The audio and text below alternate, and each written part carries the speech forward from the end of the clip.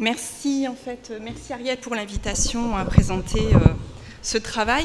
Ça va être une présentation que je vais faire seule. Le docteur Kaladi s'excuse, elle a un souci de dernière minute personnel. C'était compliqué pour elle d'être là en présentiel, mais elle sera connectée si vous avez des questions à lui poser. Donc je vais vous présenter, en fait, on va rentrer un peu plus dans le vif du sujet au niveau recherche. On va faire une transition peut-être un peu abrupte, mais je pense que là, ça y est, vous êtes bien en forme. Donc je vais vous présenter, en fait, un travail de recherche qu'on a mis en place il y a 5 ans pour vous montrer que d'autres gènes sont possibles. Alors, je vais vous parler des dystrophies rétiniennes héréditaires. Vous le savez, ce sont des maladies qui sont cliniquement et génétiquement hétérogènes. Ce sont des pathologies pour lesquelles on a des dysfonctionnements dégénératifs en fait, des photorécepteurs ou éventuellement de leur tissu de soutien sous-jacent, qui est l'épithélium pigmentaire rétinien que vous avez représenté ici. Donc, vous avez cet épithélium pigmentaire rétinien qui vient un peu chapeauter finalement les photorécepteurs qui sont représentés juste en dessous. Donc les bâtonnets et les cônes. Ces pathologies sont habituellement associées à une perte progressive de la vision et l'âge d'apparition et la gravité des symptômes peuvent varier. Donc, il s'agit de pathologies monogéniques, mais il faut savoir qu'il y a plus de 270 gènes qui sont aujourd'hui connus comme étant responsables avec plusieurs modes de transmission différentes. La forme la plus courante, c'est une dystrophie qui touche d'abord les bâtonnets, puis les cônes, c'est la rétine pigmentaire. Et plus de 90 gènes sont aujourd'hui connus pour donner cette pathologie avec une prévalence d'à peu près une naissance sur 4000. Une autre information, c'est que des mutations d'un même gène peuvent donner lieu soit à une rétine pigmentaire isolée, on vient d'en parler, c'est le cas du gène UH2A, qui peut donner soit une rétine pigmentaire seule, soit associée à des symptômes extra-rétiniens, dans ce cadre-ci, en fait, le syndrome de Usher, donc la surdité associée. Alors, l'hétérogénéité clinique des rétines pigmentaires peut être en partie expliquée par le rôle ou la localisation des protéines qui sont codées par ces gènes responsables au sein du photorécepteur, que je vous ai représenté ici, ou de l'épithélium pigmentaire qui vient donc chapeauter le photorécepteur. Alors, quelques détails sur la structure du photorécepteur, donc, qui est composé de plusieurs parties. Vous avez ici le corps cellulaire qui contient le noyau, qui va produire des protéines. Vous avez le segment interne, en fait, qui est important pour le transport de protéines et la signalisation au sein de la cellule. Et puis le segment externe, très important dans sa structure, pour la phototransduction. C'est là où se passe la phototransduction. Et vous avez cet organite en fait, qui va relier le segment interne et le segment externe, qui s'appelle le cil connecteur. Et dans les gènes responsables de rétine pigmentaire syndromique, en fait, ce qui est la plus grande famille de gènes qui causent ces rétines pigmentaires, sont localisés au sein de ce cil connecteur. On les appelle des ciliopathies. Et les défauts rétiniens sont souvent liés à des défauts dans d'autres tissus ciliés aussi, comme la cochlée, c'est le cas du syndrome de Usher. Ce qui va compliquer un petit peu la donne également, c'est que plusieurs gènes peuvent être responsables de plusieurs entités cliniques et qu'un même gène peut se transmettre sous plusieurs formes d'un point de vue hérédité. Je vous ai représenté un petit peu ce schéma que j'ai extrait d'un article qui montre la complexité finalement des aspects cliniques où vous avez un certain nombre de gènes qui sont représentés au centre, responsables de rétine pigmentaire, mais pour certains de ces gènes, ils vont être responsables d'autres formes cliniques, parfois plus graves, donc avec des dystrophies à début tardif, des amoureuses congénitales de Leber, des formes congénitales, ou des formes en fait plutôt d'héméralopie essentielle pour le gène de la rhodopsine, ou de dystrophie maculaire, avec comme exemple le gène ABCA4 qui peut donner à la fois soit une maladie de Stargardt, donc c'est une dystrophie maculaire, mais il peut être responsable également de formes en fait bâtonnets prédominantes, l'ARP, ou cône prédominante, la chondrodystrophie. À cela donc s'ajoute la complexité de l'hérédité, où des gènes peuvent être transmis soit sur le mode récessif ou dominant. Un exemple, c'est RP1. En fait, on a des cas cliniques de dystrophie d'atteinte centrale avec le gène RP1. Et ce gène est connu pour donner à la fois des rétines pigmentaires qui se transmettent soit sous forme récessive, soit sous forme dominante, c'est-à-dire familiale. Et puis, donc, les gènes de RP isolés, qui sont parfois responsables de formes syndromiques, encore une fois, le gène, le cas d'école UH2A, ou le gène BBS1, qui va soit donner une rétine pigmentaire isolée dans de rares cas, ou parfois un syndrome de Bardet-Biedl. Concernant les modalités de transmission des rétines pigmentaires non syndromiques, donc il y a 3 modes principaux qui représentent en fait 55% des cas pour des formes familiales et 45% des cas qui sont des formes dites isolées pour lesquelles finalement on ne sait pas quel est le mode de transmission tant qu'on n'a pas identifié le gène. Pour les formes familiales, donc les 3 modes de transmission, le mode autosomique dominant, donc qui en général touche toutes les générations d'une famille, le mode lié à l'X, qui se transmet par voie maternelle, essentiellement ce sont les garçons qui sont touchés, et puis le mode autosomique récessive en général, donc qui ne concerne qu'une seule génération. Les différents gènes impliqués donc, sont représentés ici pour les rétines pigmentaires non syndromiques, toutes transmissions confondues. Donc aujourd'hui, dans une base de données qui s'appelle RetNet, où vous trouvez tous les gènes décrits dans la littérature. 93 gènes sont aujourd'hui listés. 66, la majorité, sont responsables de formes autosomiques récessives. 31 gènes décrits dans les formes dominantes. Mais vous voyez, j'ai mis entre les deux, donc 7 gènes qui peuvent se transmettre en fonction des mutations, soit sur le mode dominant, soit sur le mode récessif. Et puis les gènes de RP liés à l'X, au nombre de 3 seulement, avec le gène majeur qui est le gène RPGR. Sur cette diapositive, en fait, c'est la prévalence de ces différents gènes, justement, en fait, responsables de rétine pigmentaire non syndromique dans la littérature. C'est un article qui remonte à 2018. C'est une prévalence qui est relativement générale et mondiale, sachant qu'il peut y avoir des petites différences en fonction des régions et des pays d'origine. Mais le gène majeur de ces formes de rétine pigmentaire, toute transmission confondue, reste le gène UH2A dans les formes non syndromiques. Ensuite, c'est le gène RPGR qui donne donc les formes liées à l'X, et puis EYES, rhodopsine, RP1, etc. Mais vous voyez en fait qu'il reste quand même à peu près un tiers des patients pour lesquels en fait on n'a pas trouvé la cause génétique. Donc c'est important quand même de savoir, parce qu'en fait on a besoin nous aussi de rassurer le patient, de dire c'est à l'hérédité, ça veut dire que vous ne le transmettrez pas la maladie en fait à vos enfants parce que c'est récessif, ou au contraire de dire le gène est dominant, donc là il y a un conseil génétique particulier à donner. Donc vraiment cas par cas, c'est important de savoir au final quel est le gène en cause dans la pathologie pour avoir toutes ces informations. Comment se fait le diagnostic des rétines pigmentaires en France? On l'a déjà abordé. Donc aujourd'hui, c'est le plan France Médecine Génomique 2025, donc c'est le séquençage de la totalité des 3 milliards de paires de bases du génome.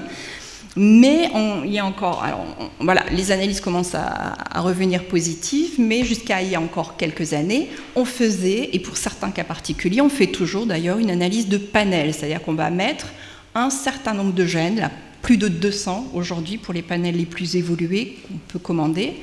Et puis une alternative, c'est de faire quelque chose entre les deux, c'est-à-dire on teste plus que les 200 gènes décrits dans la littérature pour cette maladie, mais on ne séquence pas tout le génome, donc c'est le séquençage de l'exome, où on va se focaliser sur les parties qui vont réellement donner la protéine.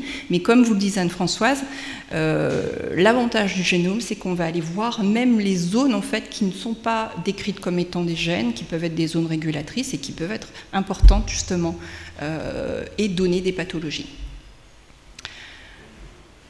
Encore un camembert en fait, de prévalence, mais simplement pour vous montrer en fait, voilà, les résultats que nous on a dans la cohorte de Montpellier sur les rétines pigmentaires non syndromiques, toutes transmissions confondues, avec juste la petite différence, c'est ce que je vous expliquais, c'est que dans notre cohorte à nous à Montpellier, c'est le gène RPGR qui est majoritaire. Vient ensuite effectivement le gène UH2A et ensuite en fait les gènes dominants qui sont responsables donc de l'épissage des gènes, donc voilà. Et vous me direz quand c'est négatif, parce qu'il reste quand même à peu près un tiers des patients pour lesquels on n'a pas cette réponse-là et pour lesquels il nous faut trouver ce qui cloche. Eh bien, selon la méthode de diagnostic initial employée et selon la pathologie, au cas par cas, vraiment, on va adapter la stratégie. Donc, si on a fait un criblage large de gènes, on va passer effectivement au séquençage de l'exome ou du génome. Ça dépend si la personne est éligible, s'il y a encore des parents qui sont là, si on peut faire un génome sous forme de trio. Ou alors, on va effectivement cribler tout le génome. Le but, c'est de découvrir parfois de nouveaux mécanismes au sein des gènes qui sont déjà connus, mais je vais vous montrer qu'en fait, on peut encore trouver en fait, de nouveaux gènes, puisqu'on n'a pas encore toutes les réponses à toutes nos questions. Et par le passé, donc, notre équipe, voilà, Christian Hamel, notre cher Christian, en fait, avait identifié le gène RP65 en 1997. On savait qu'il y avait encore beaucoup de gènes à trouver. Et c'est vrai que depuis 1997, on sait qu'il y a de moins en moins de gènes à trouver, mais il y en a encore. Et je vais vous montrer que d'autres gènes sont possibles. Et donc, je vais vous parler en fait de notre patient, d'une famille que j'ai appelée famille 1 française, qui présente en fait une rétinite pigmentaire à début précoce. C'est une rétine pigmentaire qui est évolutive, qui a démarré dans l'enfance. Notre patient à 16 ans avait 7, 8 dixièmes en fait, œil droit, œil gauche, avec une absence de réponse à l'électrorétinogramme et un aspect au fond d'œil qui évoque en fait une pathologie touchant l'épithélium pigmentaire rétinien. On a relativement assez vite fait en fait un exome recherche en mode trio, donc avec l'ADN de ses parents. Et en fait, après avoir éliminé tous les gènes déjà connus dans la littérature comme étant non causaux, on s'est dit il nous faut trouver autre chose. Et on a trouvé en fait des mutations hétérozygotes composites, c'est-à-dire qu'une mutation vient du papa, la deuxième mutation vient de la maman, c'est une hérédité récessive, dans un nouveau gène candidat que je vais encore garder secret encore un petit moment parce qu'il est sur le point juste d'être publié, qu'on va appeler donc CPHRP. Et donc ces mutations, donc la première mutation, c'est une mutation qui va interrompre la protéine en fait de façon prématurée, ce qui fait qu'elle va certainement pas être produite dans les cellules. Et la deuxième mutation, il y avait un petit doute sur le fait que ce soit une mutation qui vienne réguler l'épissage, donc le fait de remettre bout à bout tous les morceaux en fait de la future protéine dans le bon ordre et dans le bon sens. Et en fait, on avait un doute parce que ce n'était pas une mutation clairement pathogène. On avait un doute. Donc, on est allé voir un petit peu si elle pouvait être pathogène, cette mutation. Et effectivement, par une technique qu'on appelle la RT-PCR, on a pu montrer que cette mutation induisait un saut d'un exome, d'une partie du gène, mais qui restait en phase. Et donc, on avait une protéine à la fin qui était dépourvue d'une partie centrale. C'est un peu comme si vous arrachiez totalement un chapitre complet au milieu de votre livre. Le reste, le début, la fin sont corrects, mais il reste une partie en fait, voilà, vous avez une partie de l'histoire que vous n'avez pas. Et puis dans un cadre collaboratif avec des équipes de recherche européennes, on est allé un petit peu à la pêche pour trouver d'autres familles, parce que voilà, il nous faut montrer qu'on a plusieurs familles pour valider aussi un gène candidat. Et en fait, nos collaborateurs ont trouvé une deuxième famille en Espagne. Cette fois-ci, c'est une fratrie de 2 sœurs qui présentent 2 mutations différentes. Une mutation qui interrompt la protéine très tôt et une mutation en fait qui est juste un changement, comme si on changeait une lettre dans un mot. Cette famille en fait présente des caractéristiques légèrement différentes, c'est-à-dire que en fait, l'âge de début de la rétine pigmentaire est plus tardif. Donc une rétine pigmentaire potentiellement moins évoluée dans le temps. Et puis, on a trouvé une 3e famille, un 4e patient d'origine italienne, avec encore d'autres mutations. Et il s'agit cette fois-ci d'une RP à début précoce dans l'adolescence, et ce patient a une pathologie rénale chronique associée qui a démarré à l'âge de 27 ans. À l'âge de l'examen, il avait 34 ans. Alors, qu'est-ce que le gène CPHRP?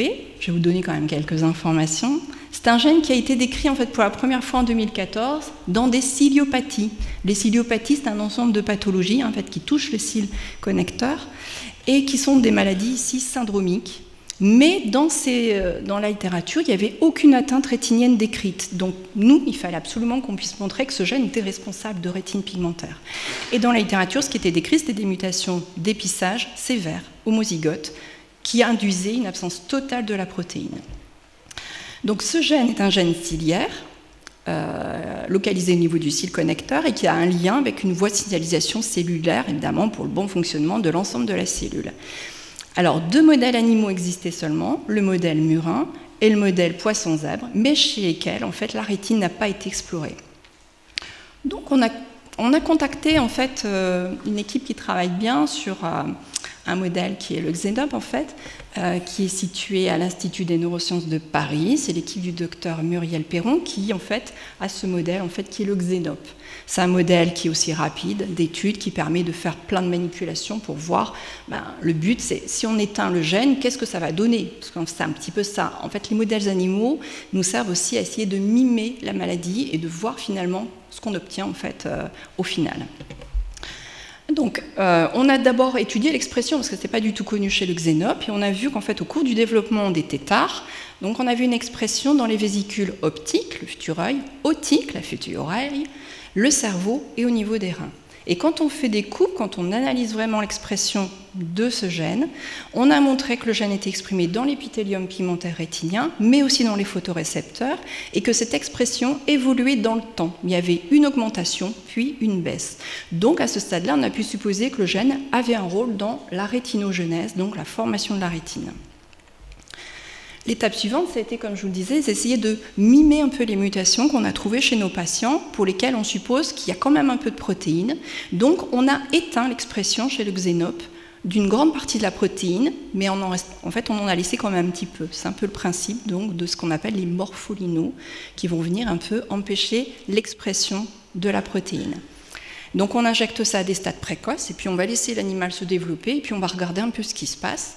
Et on a vu en fait qu'en injectant donc ces morpholinos, plus on en injectait et plus en fait on avait une diminution de la pigmentation de la rétine. Comme vous le voyez ici, en fait, voilà, c'est moins coloré. Et cette pigmentation, on la restaure quand on va remettre la protéine sauvage. Ça, c'est une preuve de principe en fait que c'est bien lié. Et puis quand on regarde en fait les rétines, on a disséqué les yeux de ces têtards, et puis quand on les regarde donc à plat, on a pu voir que la forme de l'épithélium pigmentaire était altérée par rapport au contrôle.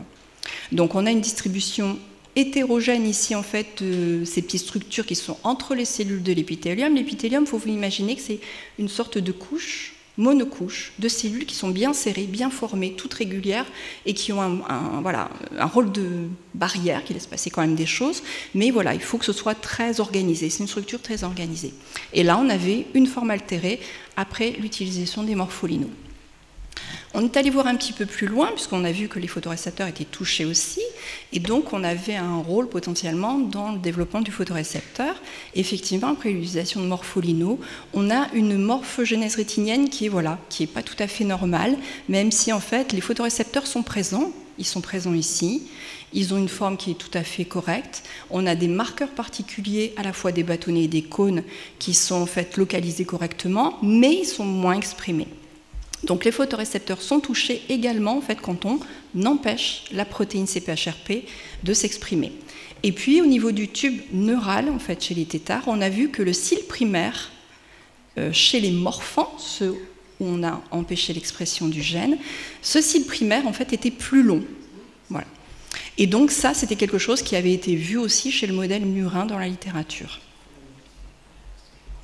Et du modèle animal, on a voulu voir en fait ce qu'on obtenait chez notre patient qui s'est prêté en fait, il a voulu participer à la recherche et donc on a pu faire une biopsie de peau et vous vous souvenez en fait peut-être, on en a parlé l'an dernier, à partir de fibroblastes de peau, on est capable de remonter un petit peu le temps, de faire en fait des cellules souches pluripotentes qui sont inductibles et qu'on peut redifférencier soit en épithélium pigmentaire rétinien d'un côté, soit en organoïdes rétiniens qui vont avoir des photorécepteurs en fait à leur surface. Donc on peut remodéliser la maladie de notre patient en boîte de Petri.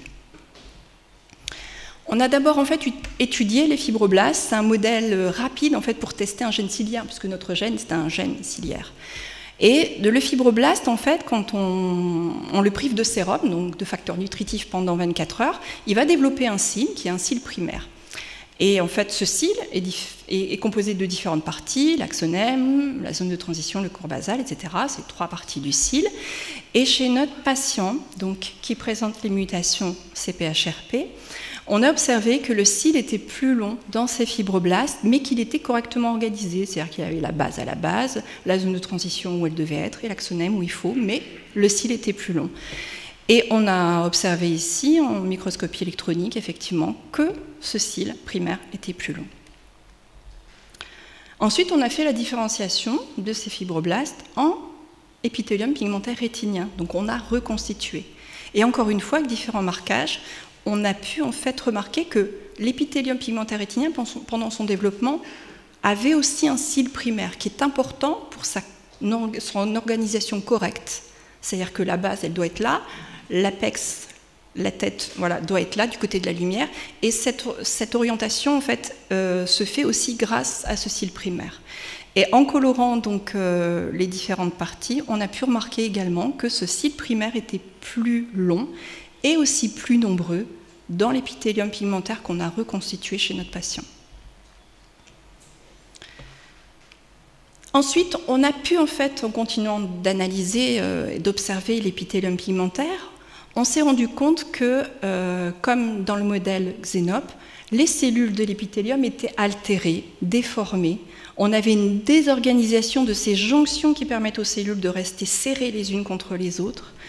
Et également qu'on avait certains marqueurs de l'épithélium pigmentaire qui étaient modifiés, notamment comme la protéine MERTK, qui est vraiment essentielle pour en fait renouveler régulièrement tous les jours le segment externe des photorécepteurs. C'est son rôle. Et ça, cette expression est modulée. La chose suivante qu'on a remarquée sur cet épithélium pigmentaire, c'est qu'en fait, il perdait son identité d'épithélium pigmentaire.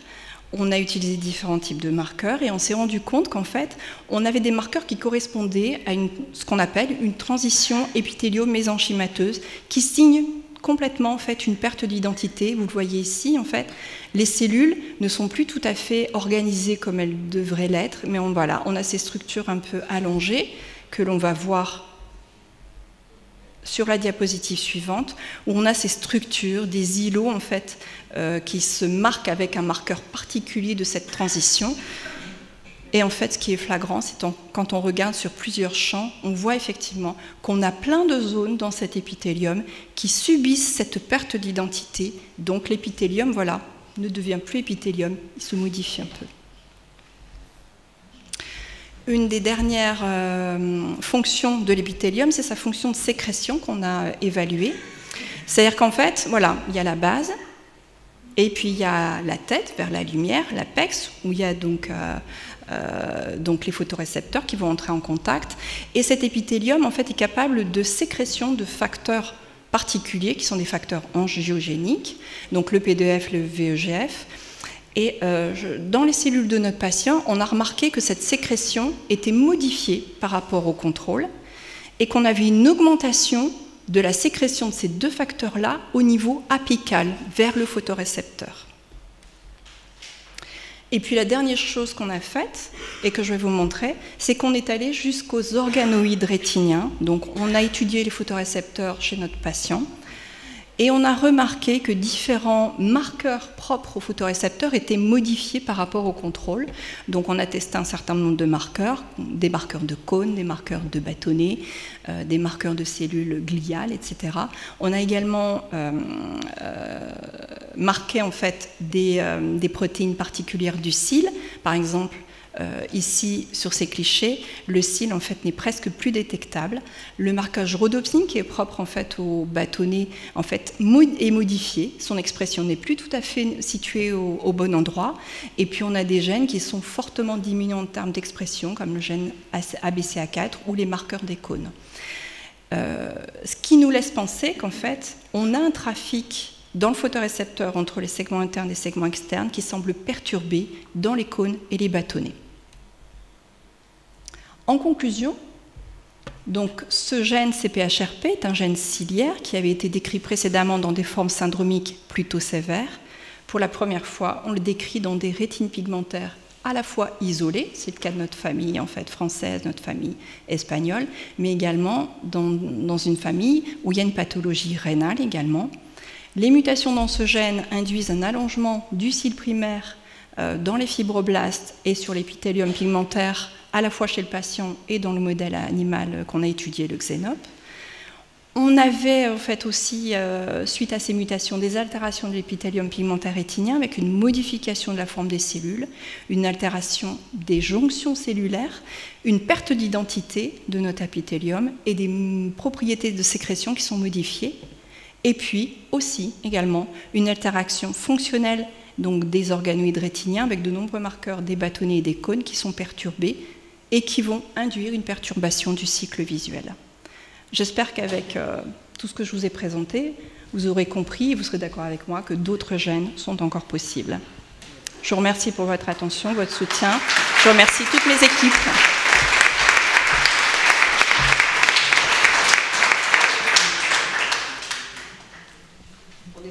Donc, mais je vais poser quand même une question. On a parlé du gène ABCA4. Donc il y a un patient qui a envoyé une question à l'association, qui n'est pas là aujourd'hui, mais il voulait savoir, avec une RP et l'atteinte de ce gène ABCA4, est-ce qu'il y a des essais thérapeutiques à l'heure actuelle? Je ne sais pas si Isabelle peut répondre. On va laisser parler le médecin du centre de référence. Alors pour le gène ABCA4, il y a eu des essais de thérapie génique.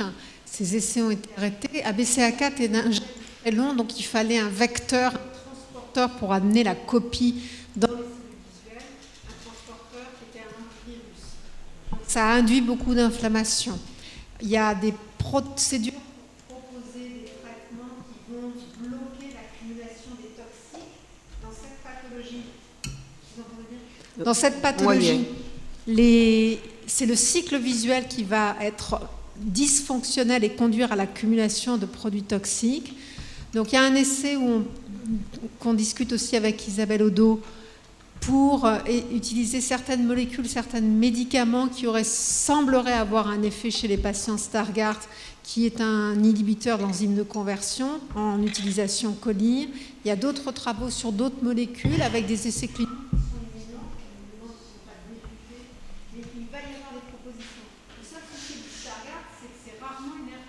C'est plutôt une atteinte de la vision centrale assez précoce. Donc il va falloir détecter les patients et pouvoir les traiter tôt avant que la vision centrale soit altérée avec une perte cellulaire importante. La particularité aussi, c'est quand on a dépisté un patient, on peut vérifier s'il y a un frère ou une sœur plus jeune et lui aussi potentiellement à risque. Et donc lui aussi porteur de domination, et dans ce cas-là, c'est mettre en place un traitement avant qu'il y ait une baisse de dossier. Donc c'est une maladie pour laquelle de toute façon il y a beaucoup de recherches parce que par définition c'est un gène fréquent. Donc, la problématique du Stargardt par rapport au RP, c'est qu'on a vraiment cette atteinte centrale assez précoce. Dans les rétinites pigmentaires, vous avez du temps pour aller agir sur les cellules qui sont en souffrance dans la zone centrale. Et dans le Stargardt, c'est l'inverse. Il y a une atteinte de la zone centrale, donc ça voudrait plutôt dire le traitement idéal du Stargardt, ça serait d'apporter de nouvelles cellules guéries, soignées, les remettre en place dans la zone centrale et leur imposer de se connecter. Et ça, imposer à des cellules neuronales guéries, soignées, de se connecter, on ne sait pas le faire dans un environnement d'une rétine d'un sujet adulte. Merci. Donc on va peut-être faire une pause. Je vais essayer de contacter Isabelle Odo pour lui dire qu'on passera un peu après. Peut-être c'est important. Je pense que la discussion, là, c'était peut-être un peu complexe pour tout le monde, mais je pense qu'il faut quand même se rappeler, et ça sera important, tout à l'heure on va voir les thérapies, qu'en fait il y a beaucoup de gènes qui peuvent être mutés dans la pathologie. Il peut y avoir des gros morceaux du gène qui peuvent être enlevés, il peut y avoir des toutes petites parties, des mutations sur une seule lettre du code, et donc on va voir justement comment les différentes thérapies, soit elles vont pouvoir corriger cette lettre dans le gène, soit en fait il y a d'autres thérapies qui vont être indépendantes des gènes et qui vont peut-être pouvoir permettre de guérir en fait beaucoup de ces patients qui ont en fait des gènes sur différents gènes. Donc en fait, je pense que c'est tout à l'heure, vraiment dans la prochaine partie, vous allez voir tout ça, et c'était important, je pense quand même, de présenter cette introduction sur les gènes, etc. J'espère que vous avez bien suivi.